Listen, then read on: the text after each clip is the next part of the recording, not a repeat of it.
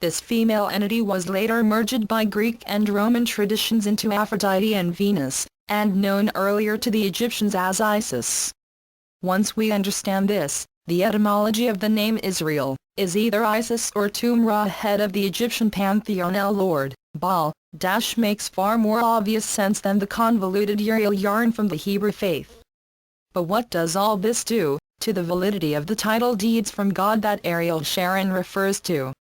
Quite apart from the obvious conclusion that the God assumed to have given the promised land to his chosen people was just one God from a pantheon, and not the alleged monotheistic, only God of the cosmos, Herzog's findings corroborate theories that have been out there for some time. Like Herzog, the historian Josephus c. 37 CE, c.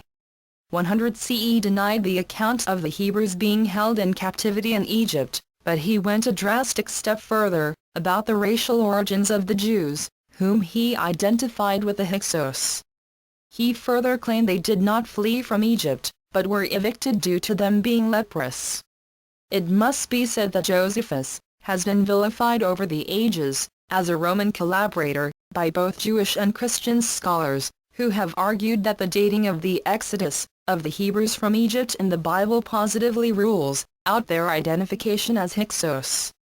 However, Jan Assmann, a prominent Egyptologist at Heidelberg University, is quite positive in his writings that the Exodus story is an inversion of the Hyksos expulsion, and furthermore that Moses was an Egyptian. Likewise, Donald P. Redford, of Toronto University, presents striking evidence that the expulsion of the Hyksos from Egypt was inverted to construct the exodus of the Hebrew slaves story in the Torah and Old Testament. His book, which argued this theory, Egypt, Canaan, and Israel in Ancient Times, was winner of the 1993 Best Scholarly Book in Archaeology Award of the Biblical Archaeological Society. There is irrefutable evidence that the Hyksos, a mixed Semitic Asiatic group, who infiltrated the Nile Valley, seized power in Lower Egypt in the 17th century BCE. They ruled there from c.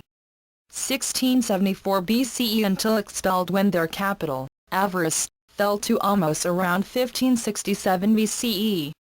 The Hyksos in Egypt worshipped Set who, like Ishkur, they identified as a storm deity.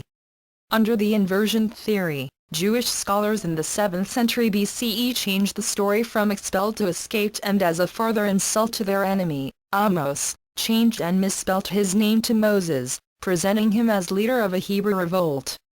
But there is also a strong possibility of two separate origins to the Moses character being merged into one, which I will come to later. Ahmose's success in 1567 BCE led to the establishment of the 18th dynasty in Egypt. Thutmose III overthrew the transvestite pharaoh Hatshepsut, and under Thutmose's fourth Egyptian conquests extended beyond the Sinai into Palestine, Syria, reaching Babylonia and included Canaan.